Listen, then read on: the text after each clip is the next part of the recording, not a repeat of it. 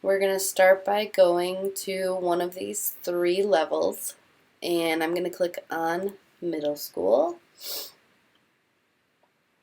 And the three levels really just signify the content level at which you're going to see the information. So it might not be different information, just it might be worded differently, and you might get more information if you choose the high school version rather than the middle school version. This is the main page, and you can see that you can just explore Britannica in general by clicking on the right hand side.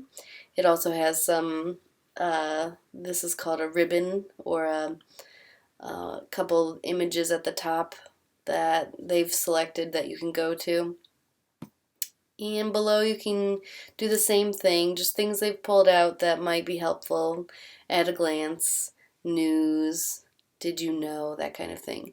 Those are just things that if you don't know what you're looking for, it might be fun to look at, but we might have something we want to look for.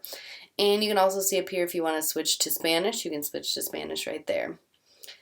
So if we are going to search for something, we can search for, let's try the word Spain. We're going to search for Spain, and you can see when I look for Spain, it's going to come up with all the things for our second level. That's the level we're at right now. And I can just scroll down, and it's going to show me all sorts of things. And these are just articles. So right now, we're just on articles. And it's going to come up with anything that might have the word Spain in it. It also gives you some words related to Spain, such as Spanish, so you can see that it's highlighted those words. Articles are going to be like things from the encyclopedia, like you could find an encyclopedia book. So an article might be a short text about the country, it might be a short text about the Spanish Armada, it could be about anything that's listed here, so Spanish Civil War. That's an article. It's going to have words, might have an accompanying picture or information.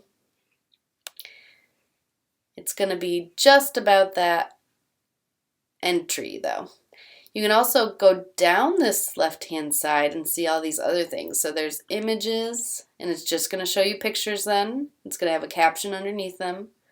And you can see right now it's in the grid view, and they're kind of small, so you can make them bigger if you want.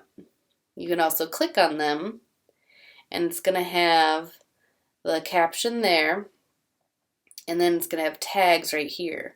And if you were to use this picture in your presentation or in your research, you have to cite it. And to do that, you would click on that check mark, and it's going to have the MLA citation right here.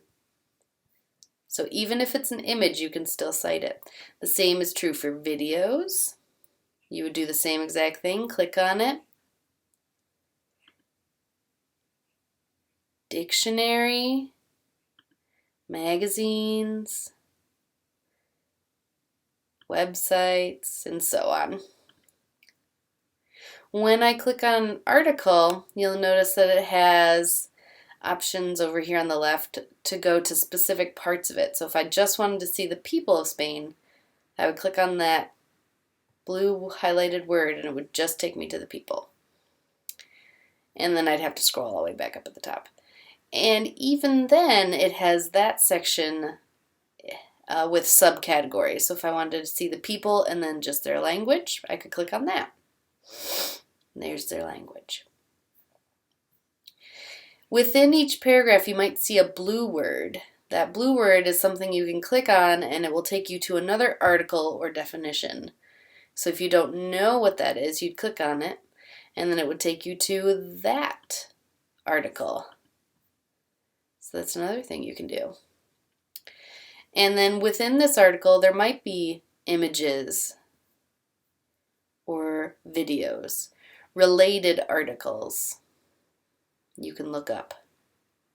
And those are all found in these top tabs up here. Yeah. So that's our basics of this.